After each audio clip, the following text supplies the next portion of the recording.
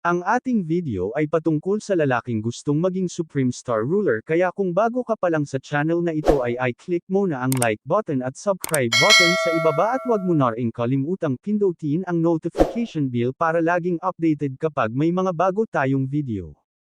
Nagsisimula ang ating kwento kung saan isang araw ang pulang bituin ay mas maliwanag pa sa buwan ay ungat.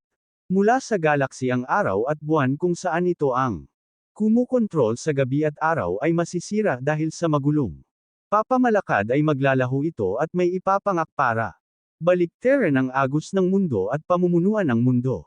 At habang nagkakaroon ng malawak na digmaan ang dalawang panig ay may isang lalaking kulay puti ang buhok kung saan inatake niya ang kanyang mga kalaban habang makikita naman sa mukha ng lalaki ang pagod dahil sa matagal na labanan at may nagsalita naman mukhang isang matinda na siya dahil sa kanyang pangangatawan pero labinganem.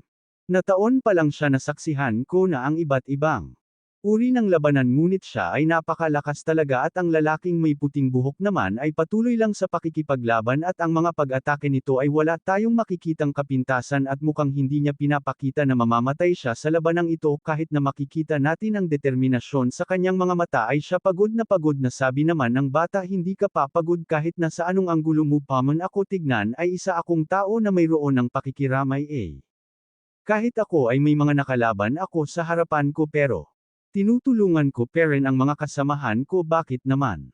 Ang basteridong ito ay napakadaldal, kung ayaw mo nang lumaban ay kung gayon ay mamatay ka na at may makiki tayong tumalsik na dugo dahil niligtas pala ng lalaking may puting buhok ang bata. Tumilapon naman ang lalaki.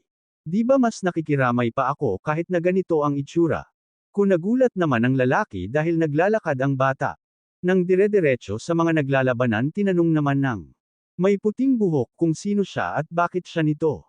Ginugulo kanina, paano ba ang ginagawa mo pupunta sa labanan ng walang sandata? Matapang ka ba o padalos-dalos? Kalang ang paggamit ng sandata ay ang padalos-dalos. Dahil kung may gagamitin man ka na hindi makakapatay sa kalaban ko ay mas mauuna akong mamatay, sabi naman ng lalaki sa kanyang isip. Ano ba ang pinagsasabi ng batang ito? Nagsalita naman ang bata, kaysa sa pagsasayang kunang oras para gumamit ng sandata ay titingin na lang ako para sa ibang bagay.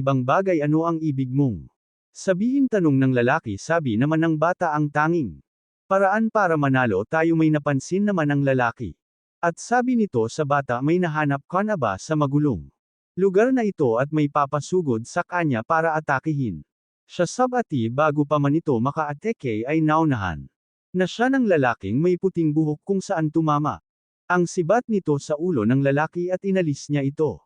At iniwas-iwas para alisin ang dugo sa kanyang sandata.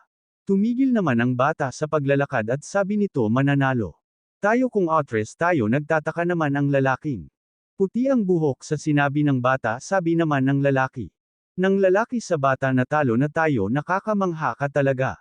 Tugon naman ng bata, nakakamangha ka rin naman na realized muna natalo na tayo nang sinabi kong umaatres na tayo sa laban. Hindi tangalang talaga ako, hindi na kita ang dapat kong makita dahil sa pakikipaglaban at tumalikod na ito. Tinanong naman ng bata kung saan siya pupunta.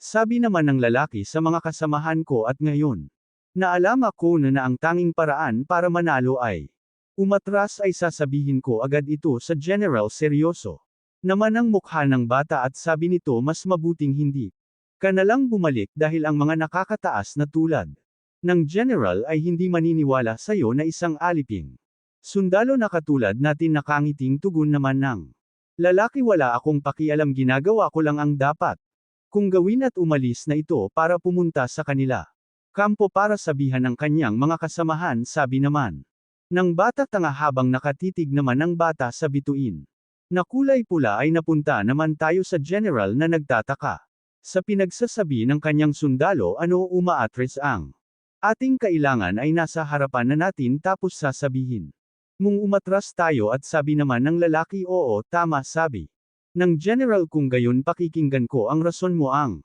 mga kalaban ay umaatres ng walang hinto, kaya ang ibig sabihin nito ay may mga kasamahan pa silang nagtatago. Sabi ng lalaki sa general, habang ang general naman ay napangiti lang na tila ba hindi ito nananiwalaang Ibig mo bang sabihin na nahulog na tayo sa kanilang patibong? Tignan nyo ang pinagsasabi ng alipin na sundalong. Ito sa tingin niya ata sa atin ay tanga habang ang lalaki. Hindi yan ang ibig kong sabihin at sabi ng general.